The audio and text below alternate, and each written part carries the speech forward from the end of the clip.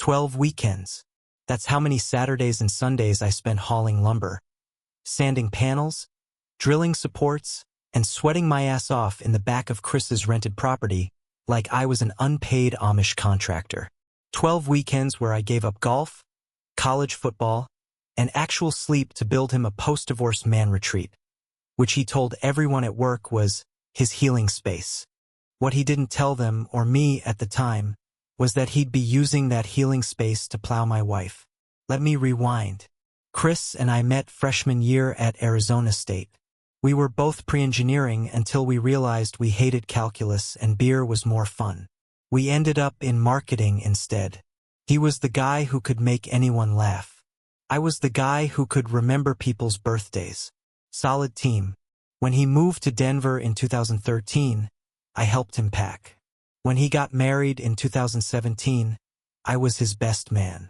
When his wife left him last year, I was the guy who showed up with 2 six-packs, a circular saw, and a Home Depot card I hadn't told my wife I maxed out yet. "You don't have to do all this," Chris said on that first weekend, leaning against a stack of 2X4S like he was posing for a home and garden magazine spread titled Divorced but Not Defeated. I remember laughing. "You spent 3 years carrying me through my bachelor meltdown. This is just me returning the favor. Plus, you can't keep all your crap in your dining room. It smells like wet hockey gear." The idea was to build a small shed that could double as a workspace and chill zone. His sanctuary. I even found an old recliner on Craigslist, drove 45 minutes out to Golden to pick it up, and wrestled it through his backyard gate. I bought soundproofing insulation because he wanted to do some voiceover side projects. That should have been my first clue. What grown man wants to narrate YouTube ads at midnight unless he's hiding something? But I didn't question it. I believed in the guy. We'd been through job losses, breakups, even a camping trip where he got giardia, and I held the car door open while he projectile diarrheaed into a canyon. That's real friendship. So when he said he needed help rebuilding his life, I showed up. My wife, Megan, thought it was sweet. "You're a good friend," she said once, touching my arm the way she used to. "You're the only reason he's not drinking his way into a second divorce." I smiled. I was proud of that. I didn't know that while I was hammering support beams and framing out drywall, Megan was giving him something to be proud of in return. And I damn sure didn't know the shed I was building would become their little secret spot. Like some twisted suburban love nest lined with insulation I paid for. But I'd find out. Oh, I would find out. And when I did, I didn't yell. I didn't smash windows or go full Florida man on the local news. I built something else. But first came the fall. And the earring. They say hindsight's 20/20ths. But when your best friend's sleeping with your wife in a shed you built with your own 2 hands, hindsight feels more like a boot to the chest. Heavy. Slow. You don't get clarity, you get thumped with it like a punchline that hits 2 months too late. The first crack in the floorboards came during one of our Sunday sessions. We were wiring up some LED strips I'd found online. Chris was standing on a stepladder, fishing cable through the wall when he said it. "Megan's been texting me about that whiskey you guys found in Oregon. What was it again? Bluebird something." It was casual, like he was asking about the weather. But my stomach did this little twitch. "We bought that bottle on our anniversary trip to Portland. We toasted to 11 years. How the hell did he know about it?" I shrugged it off. "Yeah, Bluebird Reserve. Small batch. She liked it. She's got good taste," he said, grinning down at me. That line, that grin, it didn't land right. It didn't feel right. But I laughed because that's what you do when your brain hasn't caught up to your gut. You laugh and chalk it up to nerves or imagination or stress at work. But my gut didn't let go. The second clue came during a Target run with Megan. We were in the electronics aisle and passed a rack of those tiny Bluetooth speakers. She picked one up and said, "You know, something like this would be perfect for the shed." I blinked. "The shed?" "Yeah," she said. "Chris mentioned it's kind of echoey in there. Would help with his voice stuff, no?" I don't remember what I said in response. Something stupid like, "Sure." But inside, the gears were turning fast. Why was she thinking about his audio setup? Why was she talking to him about acoustics in a building I hadn't even told her was finished yet? I told myself it was nothing. Told myself she was just being thoughtful. Megan and I had been together since grad school. She was smart, supportive, stubborn as hell when she thought she was right, but above all, loyal. She'd stood by me through job loss, my dad's cancer, a miscarriage. You don't throw away a decade over a hunch. But the cracks kept widening. She started going to book club every other Thursday, even though I'd never seen a book. Started wearing makeup again to run errands. Said she was working late more often, even though her firm had just laid off half their admin staff. I told myself stories to keep the peace. She's tired. She's stressed. It's just a phase. But that's the thing about stories, they fall apart fast when the facts show up. And mine showed up in the form of an earring. A tiny silver stud with a sapphire center caught behind the futon in Chris's shed. I only found it because I dropped my phone and reached back blind. My blood went cold. Megan had a pair just like it. Birthday gift. She wore them everywhere. I picked them out myself. She'd even joked once, "You have better taste in jewelry than I do." I held the earring in my hand and stared at it like it was radioactive. The shed was empty. Quiet. But I could still feel the echo of her voice. The giggle. The shared whiskey. That good taste? I didn't yell. I didn't cry. I didn't even breathe for a minute. I just stood there with a brand new clarity humming behind my eyes. I didn't need to storm in or confront anyone. That would have been too easy. No. I'd built this place. I knew every inch of it. Every wire, every panel, every hiding spot. And they forgot I work in IT. So I opened the toolbox, pulled out the old blink cam I'd stashed for security, and connected it to the network. I'd forgotten it was even there. But it hadn't forgotten a thing. There's a strange kind of stillness that comes over you when the bottom drops out of your life. Not panic. Not rage. Something colder. Like watching yourself from outside your body, just existing. Breathing. Clicking. That's how it felt when I opened the Blink app. I hadn't used the camera in months. I'd stuck it in a corner of the toolbox during one of the first build weekends, just for security in case someone decided to jack our tools overnight. I'd even forgotten to tell Chris about it, which turned out to be the greatest oversight of my life.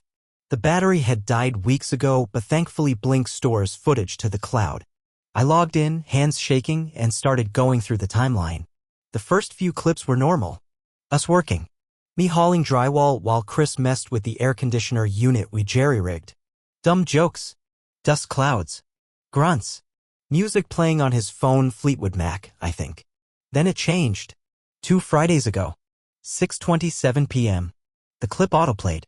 The frame showed the shed lights on, door cracked open just enough to see 2 shapes moving inside. And there she was. Megan. My wife. Wearing the red jacket I'd bought her for our 10th anniversary.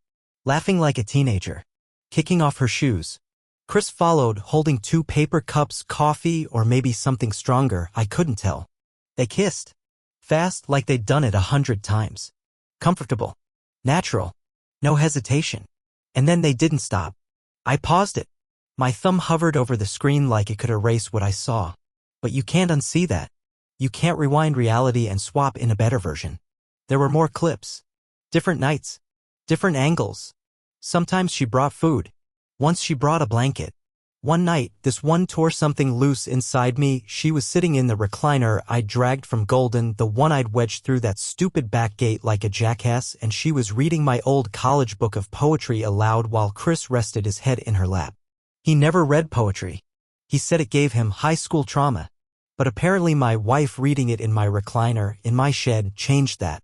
The thing is, I didn't cry. I didn't scream. I didn't throw the phone against the wall like you see in the movies. I just shut it off. Then I sat there on the futon, right beside where I found the earring, and stared at the plywood ceiling I'd spent a whole weekend sanding smooth. My hand left a faint print on my thigh where I'd been clenching it into a fist. The kind of imprint that takes a long time to fade. I didn't move for half an hour. Not because I didn't know what to do, but because I knew exactly what to do. It's funny. People think revenge is about emotion. Fury. Sadness. Some need to scream back at the world. But real revenge? The good kind? The lasting kind? It's methodical. Patient. Quiet. I wasn't going to smash things. I wasn't going to storm into the shed and catch them red-handed. That would have given them closure. Given me a criminal record. No. I had something better. I had video. Dates. Times. Faces. And I had systems. IT guys don't start wars. We map them. I didn't say a word to Megan that night. She came home around 9:15. Claimed her book club had run late because Sharon wouldn't stop talking about her divorce. She kissed me on the cheek and asked if I wanted to watch Ted Lasso. I said I had work to finish. She smiled and went to the living room. From the office, I could hear the theme song, her laughter, the dog hopping onto the couch like nothing was wrong. But everything was wrong. The whole thing was fake. The marriage. The friendship. The goddamn shed. That night I didn't sleep. Not even a little. I just sat in the dark with my laptop and a yellow legal pad, making lists like I used to during finals week. But this time I wasn't cramming for a grade. I was designing an endgame. Step 1. Back up everything. I started by downloading all the Blink footage. Every clip with her in it. Every timestamp. I created 2 separate encrypted archives, one on an external hard drive, the other in a private cloud account registered under a dummy Gmail. Paranoia? Maybe. But in the revenge game, redundancy is a love language. Then I cross-referenced the camera footage with Megan's calendar. She'd shared it with me years ago, back when we were the couple who color-coded dinner dates and vet appointments. That calendar now gave me her alibis in real time. Step 2. Finances. Megan handled most of the day-to-day spending, but I kept an eye on our joint accounts. I dug through statements and noticed a handful of odd ATM withdrawals, always under $100, always near Chris's place. Enough to keep suspicion low, but consistent. There was also a Venmo payment labeled Supplies Hammer and Wrench. I didn't confront her. I printed everything and slid it into a manila folder labeled M Pre-Discovery Phase. Step 3. Legal positioning. I reached out to an old college buddy, Jeremy, who'd become a divorce attorney in Fort Collins. I didn't tell him the full story yet. I just said I wanted to run a hypothetical. Colorado's a no-fault divorce state, but evidence of adultery can still impact spousal support and asset division in certain contexts, especially when it comes to proving marital waste. Jeremy agreed to meet for coffee. Step 4. Employment intel. Chris worked in mid-level HR at a mid-sized Denver tech company. The kind that loves to talk about culture and integrity at mandatory Zoom town halls. I checked LinkedIn. He'd recently been promoted. I made a mental note of his company's anonymous ethics hotline. I was deep in the rabbit hole when Megan knocked on the office door around midnight. "You still working?" "Yeah," I said. "Quarterly security audit." She frowned, then turned to go. "Don't stay up too late." I smiled. "I won't." She left. I stared at the legal pad again. The words I just scribbled at the top. They chose silence. So I'll make mine louder. This wasn't about an affair anymore. It was about being treated like a fool by the 2 people I trusted most. About laying foundation brick by brick while they built a betrayal on top of it. But I wasn't going to knock down the house. I was going to pull out the supports and let gravity do the rest. I waited exactly 9 days. Long enough to gather more footage, cross-check a few dates, and sit through 3 more dinners with Megan where she smiled like she didn't have a lie wedged between her molars. I played along. I asked about her fake book club. I told her I was proud of her for hitting the gym more often even though I knew she wasn't going. Not unless the treadmill's name was Chris. In public, we looked fine. Maybe even better than before. And that was perfect. When revenge is cooking, you don't let the smell out early. Around the time I made an anonymous call to Denver's Department of Community Planning and Development. Got routed to a guy named Raymond who sounded like he lived for this kind of thing. I told him I'd noticed a detached structure going up behind a rental property in the Sunnyside neighborhood, no permits posted, looked like it had power, insulation, the works. Might be unsafe. I was just a concerned neighbor. Raymond thanked me. I thanked him for his service like he was a soldier going into battle. 3 days later, I drove by Chris's place on the way to pick up dinner. Parked down the block and watched as a city vehicle idled in front of his driveway. A clipboard guy and a second inspector were walking toward the shed with Chris in tow. He was wearing his usual smug hoodie and joggers, but he looked like a man realizing his dog had bitten someone important. I couldn't hear the conversation, but the body language told me everything. The inspectors paced around the shed, pointing at junction boxes and the makeshift heating unit we jerry-rigged using a borrowed space heater and ductwork. They weren't nodding. Chris's arms started flailing the way they did when he was cornered, defensive, hands up, too many words at once. I saw him pull out his phone. The clipboard guy pulled out his own. 20 minutes later, they left. Chris stood in his yard alone, staring at the now-doomed structure like it had betrayed him. I almost laughed. That night, Megan came home and said, "Chris is freaking out. He said the city's threatening fines over the shed." I pretended to frown. Seriously? I thought he had a permit. He said he was going to apply but didn't get around to it. She shook her head, frustrated but hiding something. Now they're talking about violations. He might have to take it down. I shrugged. Guess he should have handled his paperwork. She studied me for a second. You're not surprised? I smiled, tight and small. A little. But I mean, it's Denver. They'll code violate you for sneezing near a property line. She didn't press. She thought she was still in control. Thought this was just a bump in their secret, disgusting little road. But the shed? That shed was mine. My materials. My design. My time. And now it was a $10,000 mistake rotting in his backyard with a red notice stapled to the door. The city gave him 14 business days to comply. And I wasn't done. Because while Chris was panicking about city inspectors, I was preparing his next visitor. A different kind of audit. Chris always liked to say he coached people through HR stuff like he was some kind of life mentor and not a 30-something whose biggest claim to fame was hosting the annual company fantasy football draft. He worked at a mid-sized tech firm in Lodo HR compliance, mid-tier management, nothing flashy but enough for a good salary and some respect. Respect, by the way, that he used like cologne, heavy and obvious. He'd once told me how sensitive his company was about ethics and behavior. "We're a values-first environment," he said while cracking a third beer on my back porch one night. You say the wrong thing in Slack and suddenly you're doing a week of reflection training. He laughed. I laughed too back then. I didn't know who he really was. But now I did. And I had the receipts. See, after the code violation, I took a few days to pull together a dossier. Sounds dramatic, I know. But you don't ruin someone like Chris with a tweet or a tantrum. You build the story. You build it right. Screenshots of texts? Check. Photos of him in the shed? Check. A particular gem where he joked about logging a sick day to work out my cardio with a married woman in my yoga shed? Absolutely check. I created a throwaway Proton Mail account with a clean subject line. Concerns regarding employee conduct confidential. Inside the email, I wrote, "To whom it may concern. I'm a member of the local Denver community and have witnessed repeated, troubling behavior from one of your HR managers, Chris redacted. I'm not affiliated with your company, but I work in the same business park and have seen and overheard behavior that I believe violates your company's code of conduct, especially regarding off-site conduct, fraudulent sick leave, and inappropriate relationships. I've attached evidence that I believe warrants review. I'm not seeking involvement, I just believe this reflects poorly on your organization's values. Do with this what you will." I attached 5 curated screenshots. Enough to imply more, but not so much that it looked personal. Subtle. Surgical. I hit send on a Tuesday morning. By Wednesday afternoon, Chris had taken down his Facebook account. By Friday, I heard from a mutual friend, Tom, from our college days, that Chris was on leave. Apparently, HR got the complaint and it caused an internal ethics investigation.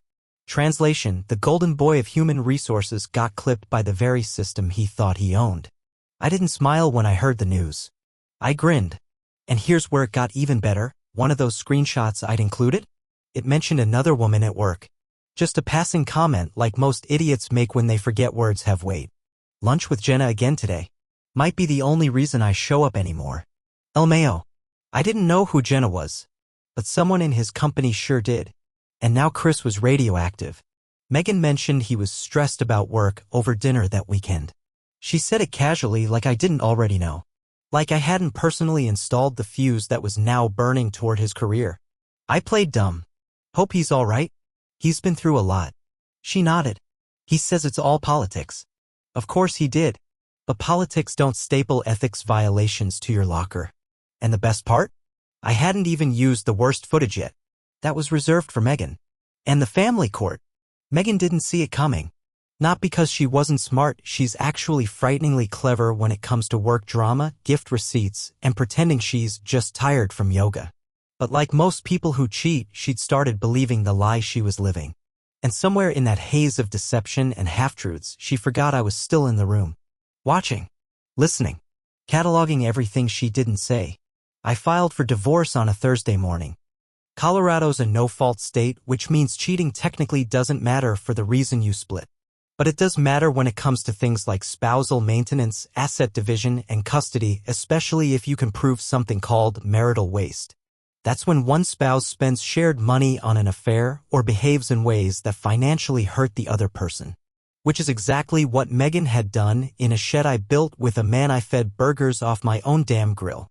My lawyer, Jeremy, the same guy from college who once got arrested for stealing a street sign after homecoming, had grown up to be a shark in a tie. He took one look at my folder and said, "Holy hell. You've basically gift-wrapped her grave." We filed a full petition with an attachment of exhibits. Not the explicit stuff. No one needs to see Megan's bra half on while Chris tries to quote Hemingway like a high school junior. But we included enough. Screenshots of her lying about where she was. Bank statements showing cash pulled right before their shed nights. The earring photo. The blink footage timestamps. A lovely text where she said she was stuck in traffic while I had video of her laughing in Chris's lap. 2 days later, the papers were served. Not at home. At work. Jeremy's idea. She'll feel cornered. People act real honest when they're cornered. I still don't know what her face looked like when the envelope hit her desk, but I got the aftermath in full Dolby surround sound when I came home that night. She was in the kitchen, pacing like a caged animal. "What the hell is this?" she hissed, holding the papers like they'd been dipped in acid. I didn't even drop my keys. Looks like a divorce petition. Her face went pale, then hot. "You blindsided me. We could have talked, eh?" "No," I cut her off. "We did talk. I just didn't realize I was the only one telling the truth." She threw the papers on the counter. "You're ending everything over one mistake?" I almost laughed. "One?" She made one mistake dozens of times. In the same location. With the same man. Over months. She wasn't sorry. She was sloppy. "I've got receipts, Megan. All of them. Every time you lied. Every time you left this house in yoga pants and came back smelling like cologne I don't wear." She went quiet then. That look people get when they realize the other shoe has already dropped and they slept through the sound. For a moment, she looked like she was going to cry. I thought I'd feel pity. I didn't. Instead, I felt relief. Like opening a window in a room that had been too quiet for too long. She tried bargaining after that. "We can go to counseling. You don't have to do this." I picked up the envelope and slid it back toward her. "I already did." And with that, I walked upstairs. I didn't slam doors. I didn't raise my voice. I let the silence walk ahead of me, clearing space. Because the thing about betrayal is, once you see it, really see it, you don't go back. And I wasn't going back. Not to her. Not to him. Not to any of it. It's funny how fast people unravel when they realize the audience is watching. Not just the one they thought they had, but the real one. The friends. The coworkers. The neighbors who've smiled at you on the sidewalk for years and now suddenly wonder what you've really been up to behind closed blinds and quiet weekends. After the papers hit Megan's desk, her world began to shrink. The first crack came from her sister, Lindsay. They were close, or used to be. Lindsay called me 2 days after the filing, clearly uncomfortable, voice cautious like she was stepping into a minefield. "Kyle, I just wanted to say I'm sorry. I didn't know. I swear. I believe you," I said. And I did. Lindsay was loud, opinionated, and 0% subtle. If she had known, she'd have come after Megan with a bottle of Chardonnay and a stack of character judgments. "Is it true about Chris?" she asked. "Like the Chris?" "Yeah." She cursed under her breath. "I can't believe it. He was in your wedding photos." I didn't respond. I just let that hang in the air where it belonged. Like a noose slowly swinging. Then came the church group. Megan had been part of a small women's fellowship for the past couple years. Not fanatics, just the kind of middle-class support circle that bonds over potlucks, book drives, and wine that somehow always appears during prayer nights. When word got out, because it always does, that she was getting divorced and had been caught in a morally complicated situation, let's just say the potluck invites stopped. Group chats went cold. One of the women, April, sent me a message on Facebook. I don't know what happened exactly, but I want you to know you deserve peace. I didn't reply. I didn't need to. The silence was doing all the heavy lifting. Chris, meanwhile, was imploding in real time. His job leave had turned into a formal suspension pending investigation. Apparently, that second woman at work, the one he casually flirted with in texts, had seen the screenshots I leaked and filed a complaint of her own. Unprofessional behavior. Inappropriate messages. Abuse of position. I didn't leak those to her, by the way. That happened organically. Once ethics gets involved, people talk. People forward things. Screenshots multiply like rabbits. A week later, I heard through the grapevine that Chris's bosses had relieved him of his duties. He tried to spin it online like he'd decided to step away to realign his values. The post got 4 likes and a "stay strong, bro" from a guy he hadn't spoken to since high school. Then someone else, probably Tom from college again, dug up the photos of Chris in my shed. The one of him wearing my Seahawks hoodie, drinking whiskey from my rocks glass, petting my dog like he lived there. It went semi-viral on our old alumni Facebook page with the caption, "Y'all ever seen a betrayal this well lit? Petty? Sure. But I didn't post it. I just smiled when I saw it." That shed, his temple of secrecy, was now a punchline. And Megan? She moved into a short-term rental downtown while the divorce worked its way through the courts. I didn't contest her need for temporary housing, but I did make sure the settlement included a forfeiture of her claim to our house and any spousal support. The court agreed. She'd violated the core of the partnership. Colorado law might be no fault on the surface, but judges still have eyes. Every so often I get a text from her. "Can we talk? You don't have to hate me." It didn't mean nothing, Kyle. But I didn't respond, because it meant enough to burn everything. And silence, I've learned, isn't just absence. It's presence. It's a mirror. And right now, they were looking into it and finally seeing what they'd become. It came in the mail, actual mail, on a gray Wednesday morning. The kind of morning where the world feels like it's just waiting for something. Rain. A phone call. A collapse. I was sipping bad coffee from a chipped mug, half listening to a podcast about rebuilding after divorce. Don't judge when I opened the envelope addressed only to K.R. Confidential. No return address. The handwriting was careful. Neat. Someone raised on thank you cards and Christmas newsletters. Inside, just a single piece of lined paper and a short message written in blue ink. "You don't know me, but you changed my life. I'm Hannah, Chris's ex-wife. I heard about what happened. My cousin still lives near him, and word travels fast when the news is this ugly. I know we've never met, but I needed to say this. Thank you. Thank you for dragging the truth into the daylight. Thank you for being the one who said enough. Because I couldn't. Not back then. When I was married to Chris, I had 1,000 moments where something felt off. Late-night texts. Business trips that didn't add up. Lies about overtime when he smelled like perfume I didn't own. But he was charming. So good at talking in circles I started to doubt my own gut. I thought I was the problem. He told me I was cold. Distant. That he needed more. I even apologized for things I didn't do. Now I know better. Now I know it wasn't me. And that's because of you. I'm sorry you had to be the one to catch the grenade. But I hope in some small way you know you didn't just get revenge. You freed people. Maybe more than you'll ever know. Take care of yourself. And if you ever wonder if it was worth it, remember, some of us are sleeping better because of what you did. I read it 3 times. Then I folded it neatly and stuck it to my fridge with a magnet shaped like a bottle of sriracha, something Megan bought on a fun grocery run back when we still thought inside jokes could save a marriage. I stood there for a long time, rereading that last paragraph. You didn't just get revenge. You freed people. It hit different. Until then, I'd thought about everything I'd done as personal, precise, contained. Just me, Megan, Chris, and a broken shed full of memories I wouldn't touch with gloves on. But this letter cracked something open. Chris wasn't a one-time mistake. He was a pattern. And I wasn't the first man he had cut down behind a smile and a shot glass. I was just the one who turned on the lights. And it mattered. That changed something in me. Revenge is satisfying, don't get me wrong, but meaning? Meaning is heavier. It stays. That night, I poured a bourbon, one of the good ones, the kind I used to save for anniversaries, and sat on the back steps of my house, looking out at the spot where the grill used to be. I thought about the shed, the sweat, the betrayal. The look on Megan's face when she realized I wasn't bluffing. And then I thought about Hannah. Where she might be. If she was sitting in some quiet kitchen staring at her own new beginning. I hoped she was. I hoped she meant it when she said she was sleeping better. I hoped she had finally started dreaming again. Because I had too. For the first time in a long time, I didn't feel broken. I didn't feel vengeful. I just felt done. Not empty. Not angry. Done. There's this weird moment after a storm when you walk outside and everything smells clean. Not good, exactly. There's mud and broken branches, sure, but cleared. Like the weight in the air finally shifted. That's what my life felt like 6 months after the divorce was finalized. Quiet. Not peaceful. Not yet. But empty in a way that made space for something new.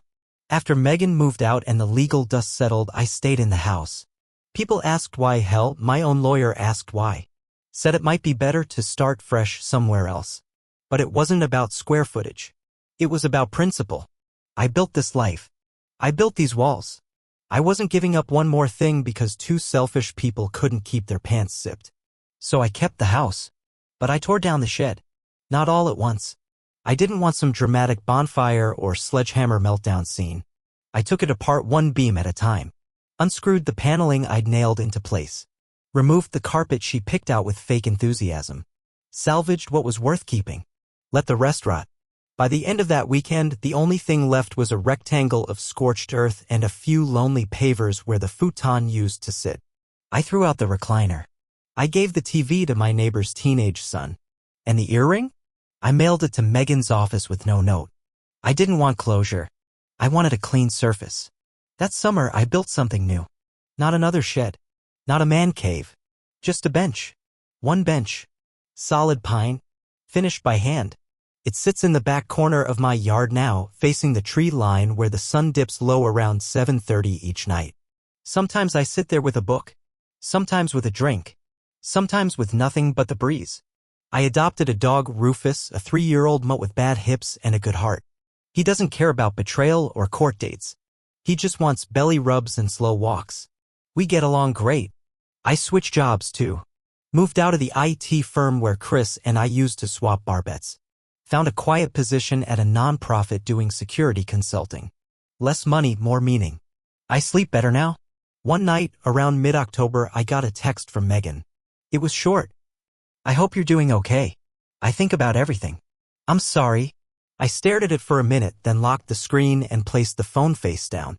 Some things don't need answers. Some stories just end. No explosions.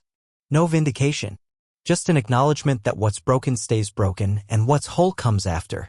The next morning, I got a letter from a family attorney I didn't recognize. Chris's name was in the header. He'd filed for bankruptcy. Apparently, a failed defamation suit, one he tried to pin on me, didn't go well. The court found no evidence of malicious intent. His company refused to rehire him. His rental property was listed on Zillow at a loss. The shed's ghost had cost him more than he ever imagined. I didn't respond. I didn't even smile. But I did sit on the bench that night and listen to the quiet. Clean. Open. Untouched. A foundation at last. And this time, I'm building for me.